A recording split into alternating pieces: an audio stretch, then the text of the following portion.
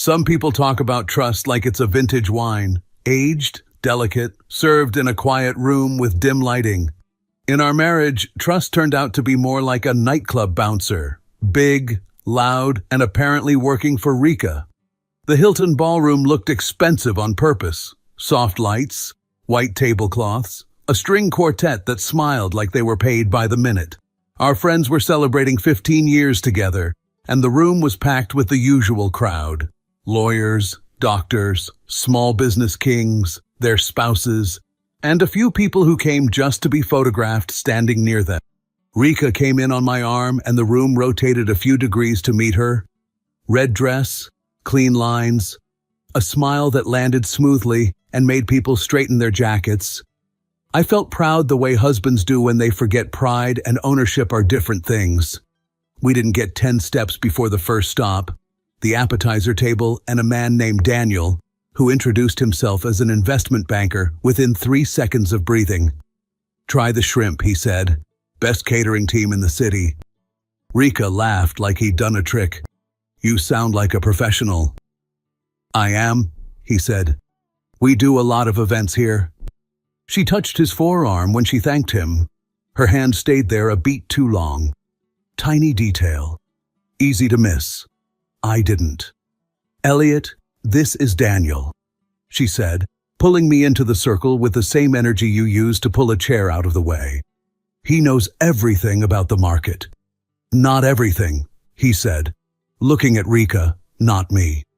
"Just enough to keep the lights on." Rika leaned in. "Teach me something quick then. Something I can use in a sentence tonight." "Diversify," he said. She nodded like he'd delivered scripture. "I'll work that in." We moved on. A real estate developer caught Rika's attention with a story about a new mixed-use complex in the creative district. He said activation 3 times. Rika smiled each time like he invented the word. "You're building there?" "That must be exciting," she said. "I love modern lines." He glowed. "We're doing rooftop lounges." "I adore rooftops," she said, laying a palm on his shoulder as if checking the weather. "You should invite us when it's done." "Absolutely," he said, then added to me, "You'll love it." At the bar, Rika complimented the bartender's tie. "Great knot," she said. "Windsor?" "Half Windsor," he said, suddenly standing taller. "Old habit." "It looks sharp," she said, holding his gaze. "2 champagnes, please." We joined a cluster of men in tailored suits. Rika listened like a good student, asked simple questions, and laughed at the right moments. A guy told a golf story that had no beginning, no middle, and a mercy killing of an end. She smiled. "I'm sure your swing is fine. You'll have to show me sometime, any time," he said, brightening like a porch light. Another man said, "Careful, your husband might get jealous." Rika turned to me with friendly eyes for the crowd. "Elliot never gets jealous. He trusts me completely." They laughed. I smiled. It felt like I'd been given a line in a play I didn't audition for. I pulled her aside near a tall plant pretending to be a tree. "Having a good time?" "Of course," she said. "Don't be so serious. You're very social." "That's the point, Elliot. Relax. Enjoy." We went back. She drifted. I orbit walked behind her like a polite moon. Later we sat with friends at a round table. Toasts started. The couple of the night said sweet things about sticking together when work was hard, when money was weird, when the kids were loud, and when silence was louder. People clinked glasses. Then someone asked for words from guests who inspire us. A friend pointed at Rika. "Say something." "You're always good at this." Rika stood with the confidence of a person who knows her dress is working. "To loyalty," she said, "to choosing each other daily, and to not confusing trust with jealousy." She looked at me and smiled. "I'm lucky. My husband believes in me. He doesn't try to control me. He lets me be myself." The table murmured, "Aw." I drank champagne and tried not to notice how the words "lets me" sat next to "be myself" like a bad roommate. After the toast, Rika danced twice, Not with me. Once with the developer. It's just one song, she said, already stepping away. And once with a family friend who thought turning around in slow circles was choreography. She held their hands, laughed at their jokes, and came back with flushed cheeks and perfect hair. You could dance with your wife, one woman told me at the table. She seems busy, I said. Rika returned, set a hand on my shoulder, and kissed the air near my cheek. Having fun? Learning, I said. About what? Polite conversation. She smirked. You're cute when you pretend to be grumpy. By 10, the room had softened. People loosened their collars and their compliments. On the way out, Rika thanked the hotel manager by first name. Of course she knew it. In the car, the city slid by the windows. Rika hummed, legs crossed, satisfied like a cat who had rearranged some delicate objects and didn't plan to explain why. You're quiet, she said, just thinking. About what? Loyalty. She looked at me, then turned to the road again. We'll talk at home. At home, she curled into the corner of the couch with a glass of wine. I poured bourbon and sat at the other end. I'm glad you brought up loyalty, she said, because tonight was a test. A test, I said. I wanted to see if you'd get jealous or try to control who I talked to. Whether you'd make a scene. You didn't. You passed. She kissed my cheek like handing me a gold star. Warm gesture, cold message. So the flirting, I said, was a test. It wasn't flirting, she said, calm and clean. It was stress. On the trust, I nodded. Good to know. You're not mad? I'm thinking. About what? About where loyalty should go. I stood. Good night. Elliot. Tomorrow, I said, and went upstairs. I closed the door on the last syllable of my name. Sunday morning wore its normal costume. Coffee, phones, headlines we pretended to read. Rika set a mug in front of me exactly the way I like it. That's the thing about routine. It works right up until it doesn't. Yesterday was nice, she said. It was educational. Don't do that thing, she said, half smiling, where you act like you're the professor and I'm late for class. I'm not, I said. I'm just awake. She blinked. Dramatic. We went about our day, no arguments, no speeches, but a switch had flipped. Once you see the pattern, you can't unsee it. If last night was a test, the curriculum suddenly made sense. Tuesday we had dinner with another couple at Cheesecake Factory, a place that serves as many calories as memories. Rika told the waiter his service was fantastic, with a tone that usually belongs in a Valentine's card. She laughed at our friend's husband's story and touched his shoulder twice when he reached the punchline. She didn't touch me all night unless we were walking and the hallway was narrow. Everything okay? She asked in the car. Sure. You've been very neutral. Is that a complaint? It's an observation. Same. Wednesday, she wanted to catch a game at our favorite sports bar. Perfect. She floated toward the group with two guys she recognized from a work event, slid into their conversation with a practice move. Smile, question, light touch, and turned up the brightness. I took a seat at the bar. The bartender was the kind of woman who could carry 3 full trays while giving directions to a moving truck. A small tattoo at her wrist disappeared under her sleeve. What can I get you? She asked. Something strong and honest, I said. Bartender's choice. She smiled. Honesty costs extra. I'll pay. She mixed while we talked. Bartending school, business classes, a plan to open a place with live music on Tuesdays. Nobody loves Tuesdays, she said. I want to change that. Good cause, I said. She set the drink down. Our fingers touched by accident.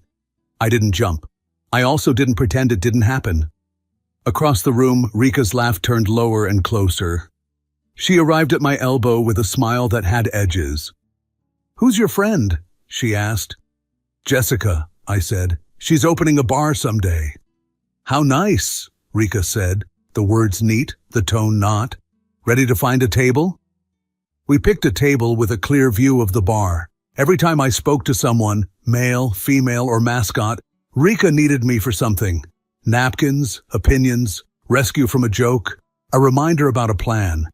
It was protection dressed as affection. I made a note. I was making a lot of notes. Thursday, we were at Target, hunting for storage bins, the great equalizer of modern love. Rika was sunshine with male employees and all business with female ones. A young woman helped me choose between 16 quart and 20 quart. 20 if you've got winter gear, she said. 16 if you're lying to yourself.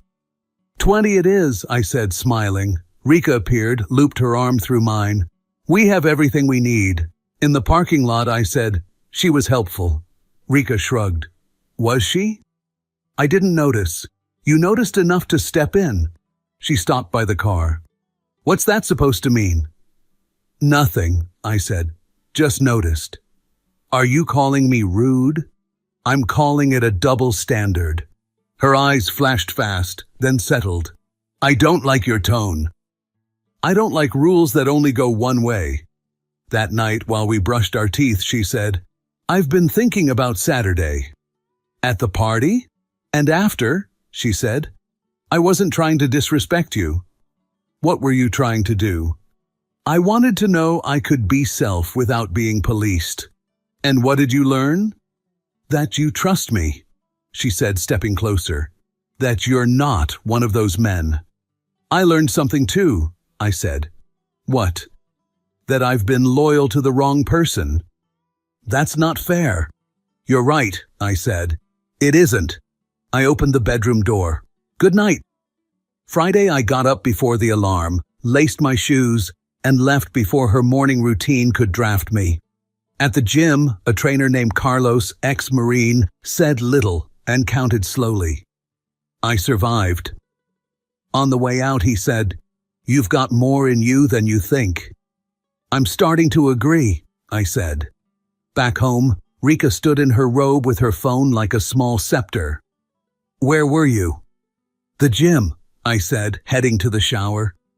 Since when do you do mornings? Since I decided to. She watched me measure coffee into my travel mug. Small change, big echo. Just make sure it doesn't interfere with our plans, she said. Our plans, I repeated. Right. Saturday, her sister had a barbecue. The old me would have arrived early to carry trays and play background music. The current me met two guys from the gym for the game first. We ate wings, told the short versions of long stories, and laughed like men who've stopped auditioning for the role of perfect husband. When I arrived at the barbecue, Rika was in a corner of the yard with her brother-in-law discussing his new boat. She had a hand on his forearm while he explained something about horsepower he had learned 15 minutes earlier on YouTube. I joined them, added one useful fact from a client project, and widened the conversation until it included the three people awkwardly hovering behind me. Rika noticed. She always notices shifts in gravity. You're very social today, she said later, walking to the car. Just enjoying myself. You seem different. Maybe I remembered I'm a person. That night she brought up the loyalty theme again while we were getting ready for bed. I don't want us to be one of those couples who can't have friends or talk to people. Neither do I said. I want us to be one of those couples who tell the truth. She opened her mouth, then closed it. You're being dramatic again. I'm being clear. We slept badly for different reasons. The next week, the air in the house felt different. Rika was extra affectionate Monday morning, extra soft comments about my new schedule, extra questions about who I talked to at the gym. When I left my phone on the counter, she checked the time and somehow also my notifications. Nice trick. Midweek, I came home to find her on the back patio with her friend Rachel. They stopped talking when I slid the door open. Classic sign that the topic was me, someone else, or both. Don't let me interrupt, I said, grabbing water. We were just talking about the Hendersons' divorce, Rachel said too quickly. Messy, I said. I heard there was a trainer involved. Two sets of eyes did a quick calculation I wasn't invited to see. Rachel left to beat traffic. Dinner was quiet. Rika loaded the dishwasher like it owed her money. On Thursday, I took a half day and waited near her office. Call it curiosity with a clipboard.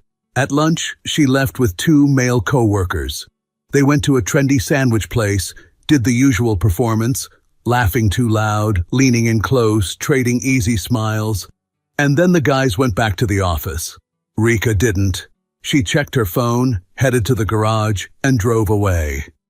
I followed at a generous distance. Starbucks, 15 minutes away. Corner table. 5 minutes later, a man in a good suit came in, mid-30s, clean hair. The kind of watch you don't buy on accident. They hugged like they meant it. They talked for 45 minutes. I couldn't hear the words, but I know the body language. On the sidewalk, he kissed her cheek. Not necessary, not friendly, not for the camera. I drove home. She arrived 10 minutes after me, already in casual clothes, acting like she'd been here for hours. "How was your afternoon?" I asked. "Boring. Work stuff. You?" "Productive," I said. We watched a movie. Her phone buzzed 3 times. She didn't answer in front of me. She took it to the bathroom instead and came back looking lighter. Friday morning, the phone lit up while she showered. I didn't touch it. I didn't need to. The preview said, "Enough. Can't wait to see you again soon." Yesterday was the rest hid behind the lock screen. It didn't have to come out. I got dressed. I made coffee for myself only.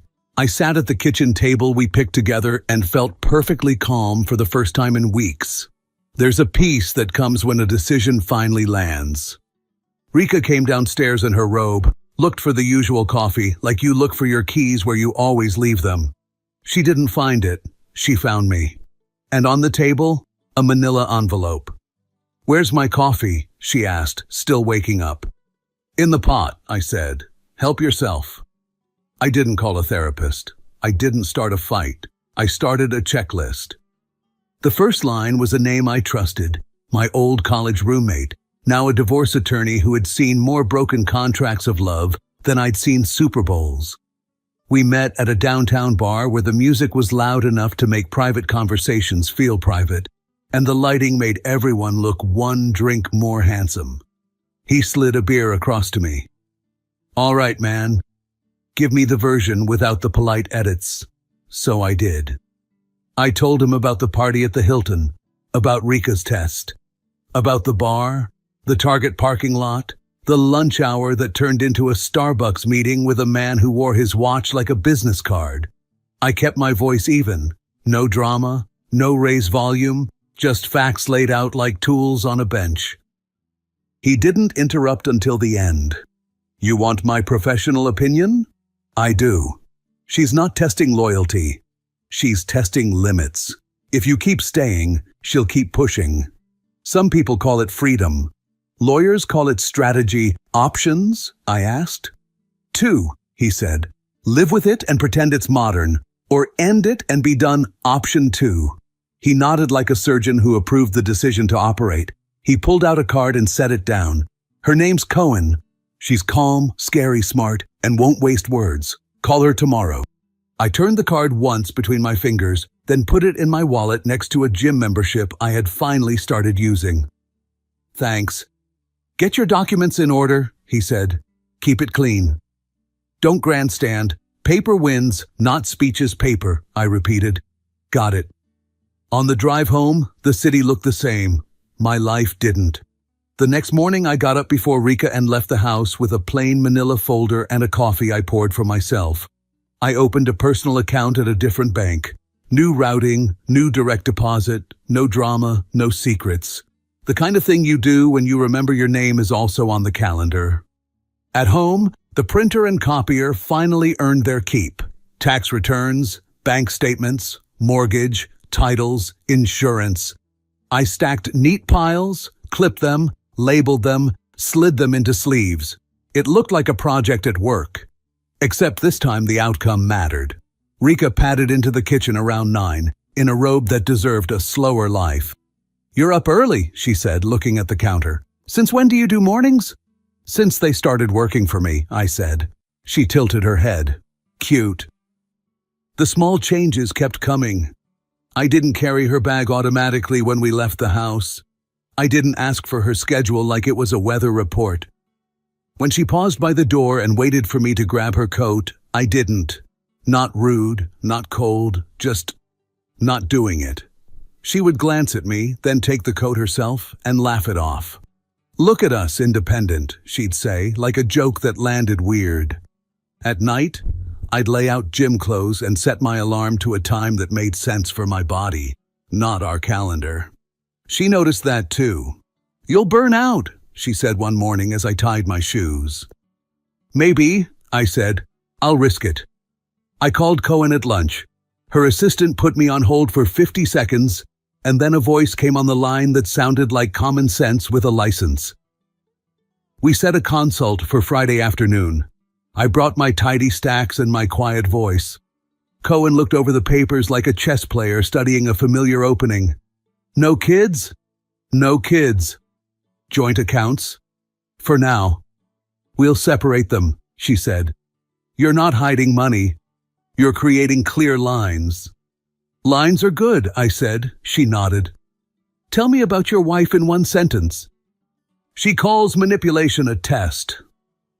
"All right," she said. "Then our tone is factual, not emotional. You're not punishing her, you're choosing yourself. You'll be calm, you'll be organized, and you'll be unavailable to arguments." She tapped the desk twice. "Sign here and here. We'll prepare the petition. You'll decide when to serve." When I got home, Rika was on the couch, half watching a show where strangers yell at open-concept kitchens. She clicked pause and smiled. "How was your day?" "Productive." "Anything interesting?" "Boundaries," I said. "Very trendy." She rolled her eyes. "You and your words." We were polite. That was the strangest part. The house was full of friendly phrases balanced on quiet contempt. She chatted more, oddly enough. She checked in more often. She sat closer, but not to be close, only to keep the camera centered on her. When I set my phone face down on the counter, she picked it up to check the time and lingered. I didn't snatch it away. I didn't say a word. I just watched her realize I was watching. A few days later, we had dinner with two couples we'd known for years. The kind of dinner where people order bone marrow to show they have opinions. The server introduced the specials, and Rika smiled at him like he'd trained for this moment under her supervision. She was in her element, telling a light story here, asking a simple question there, and placing herself in every anecdote like a polished mirror. Midway through the second course, someone asked, "How do you two never fight? What's the trick?" Rika put down her fork and lifted her glass. "Elliot is the most secure man I've ever met," she said. "I can talk to anyone. I can go anywhere. He trusts me completely." She gave me a bright, public smile. "He never gets jealous." The table nodded and hummed with approval. The compliment was for her, but it wore my name like a sticker. I smiled back. "That's true," I said. "I don't get jealous. I get observant." A couple of people laughed. One friend asked, "Observant how?" "I keep track of patterns," I said, and took a sip of water. Rika let out a neat, practiced laugh. "He's kidding. He's a spreadsheet in human form. It's adorable." "Adorable," I repeated. "That's one word." The conversation moved on to vacations and home renovations. I contributed normal human sounds and facts. Rika brushed my sleeve once in a way that read as affectionate to the table and as a warning to me. After dessert, we walked to the car. "That little line at dinner," she said, low. "Observant?" "Just a joke," I said. "You're not usually sarcastic in public." "New hobby. Drop it." I looked at her. "Noted." She exhaled through her nose like a referee who hates the rule but has to call it. We drove home in silence. The next morning, I cleaned out a drawer. Not a dramatic suitcase, not a garbage bag of clothes, a single drawer. I took my passport, my social security card, my birth certificate, and I put them in a folder that lives in my briefcase now. I moved 2 suits to the far end of the closet and added a garment bag, Small signals only I needed to read. Rika watched me from the doorway, arms crossed loosely. You're reorganizing? Just making things efficient. You're acting different. I am different, I said. That's the point of noticing things. You change. She stared a moment longer, then pasted on a smile. Well, don't rearrange my side. I like my chaos. I know, I said, and zipped the garment bag. Friday afternoon, Cohen called with a draft. We went over it point by point. No spikes in the language, no burned bridges, no emojis, no, and another thing. It was a clean end written by a steady hand. I approved it. She told me to pick a day.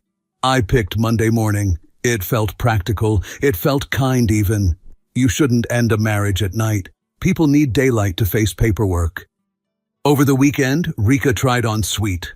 Saturday morning, she made pancakes and used the vanilla she saves for guests. We should take a trip, she said. We've been too busy. Maybe Colorado? You love the mountains. Maybe, I said. Let me check my calendar. Now? Monday, I said. Work first. She studied me across the table. You're being cold. I'm being clear. She set down her fork. About what? About what I will and won't do anymore. And what's on that list? Long version or short? The short one. I won't be tested, I said. I won't be graded. And I won't be managed. Her lips pressed together, then she stood and started rinsing plates a little louder than necessary. I dried them and put them away without commentary. We looked like a good team again. We were just playing different sports. Sunday, I took a slow drive and bought a pack of printer paper, even though we had plenty. I stopped at a copy shop and made clean duplicates of everything in my folder. At home, I assembled the manila envelope like it was a calm, adult project and not a goodbye. That night, Rika sat close to me on the couch and rested her head on my shoulder. It would have looked tender from across a room. Up close, it felt like a person taking inventory of what was still hers. Do you ever think about the beginning? She asked. How easy we were? All the time, I said. We should get back to that. You can't, I said gently. Beginnings aren't places. She was quiet for a beat, then snorted. And you say I'm dramatic. I smiled a little. Sometimes you are. Sometimes you like it. Sometimes, I said, and turned off the lamp. Monday morning, I woke before my alarm.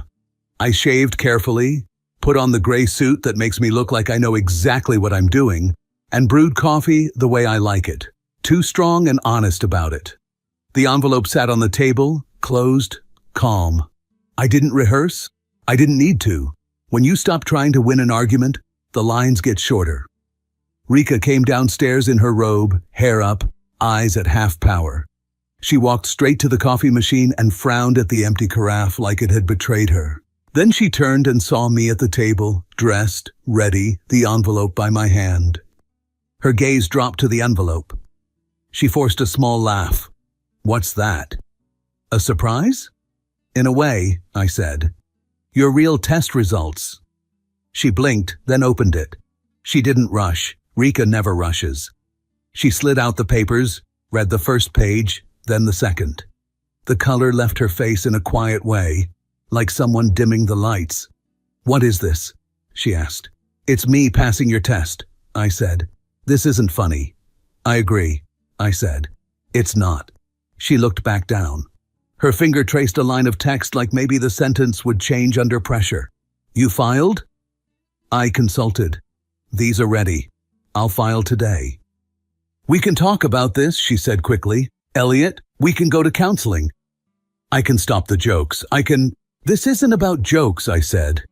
You wanted to see how far you could go. You wanted to see if you could set the rules and if I would obey them. You learned I won't. I learned I shouldn't. She swallowed. You followed me. I observed, I said. Big difference. You're throwing away 4 years. I'm choosing the next 40, I said, standing. I'm choosing loyalty to myself over loyalty to a game. Her eyes were wet now, not theatrical, not for show. Please don't do this today. I have meetings. I can't. She stopped, shook her head. I can't process this right now. I know, I said softly, but I can. That's why it's today. She put the papers down like they were heavier than they looked. We can fix it. You can't fix what you keep testing, I said. You can only stop testing. And I don't want to wait around to see if you mean it next week. She stared at me across the table. For once, she couldn't find the right smile. So that's it? You're leaving?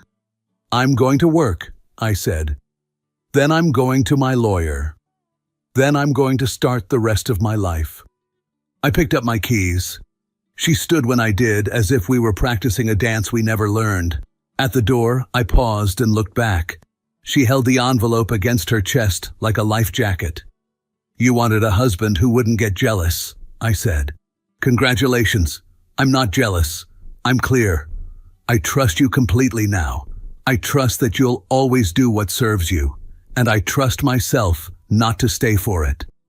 Elliot, she said, and it wasn't a command or a tease.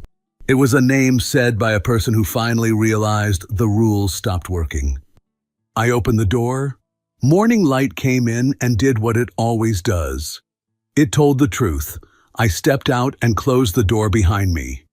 It sounded normal. It felt final. Some tests end with grades.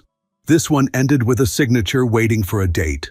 I walked to the car, sat down, and exhaled for the first time in weeks. Freedom doesn't always arrive with fireworks. Sometimes it shows up in a gray suit with a manila envelope and a calm voice that says, enough. People always ask the same question after a divorce. How are you doing? The polite answer is, fine. The real answer is, better than I thought, worse than I admit, and exactly where I need to be. Rika didn't vanish from my life immediately.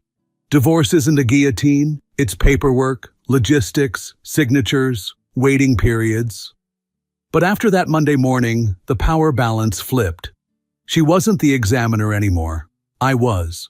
Every message, every attempt at small talk, every "can we meet for coffee?" landed like a student begging for extra credit. At first, she tried the soft approach. Texts that said, I miss our talks, or we can still fix this. I didn't reply.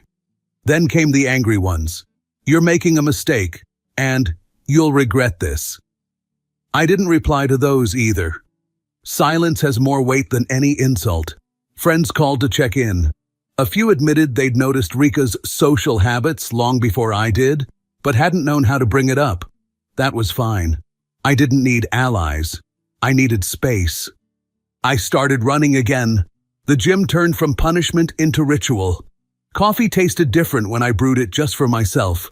I discovered mornings didn't have to be hers. They could be mine. Small victories, stacked together, felt bigger than any dramatic speech I could have given her. One afternoon, I walked past the Hilton ballroom where it all started. Another couple's anniversary party was underway. Different guests, same lights, same champagne smiles. I stood outside for a moment, listening to the laughter spilling out. It sounded rehearsed, just like ours once had. I kept walking. Rika, from what I hear, still calls it a misunderstanding. Maybe she believes that. Maybe she needs to. Doesn't matter. My test was never about whether she could be trusted. It was about whether I would finally trust myself enough to walk away. I did. Now when people ask how I'm doing, I say better than before. And for once, it isn't polite. It's true. If you felt this story hit hard, drop a like, subscribe for more, and share your thoughts in the comments. Your support keeps Steelheart beating.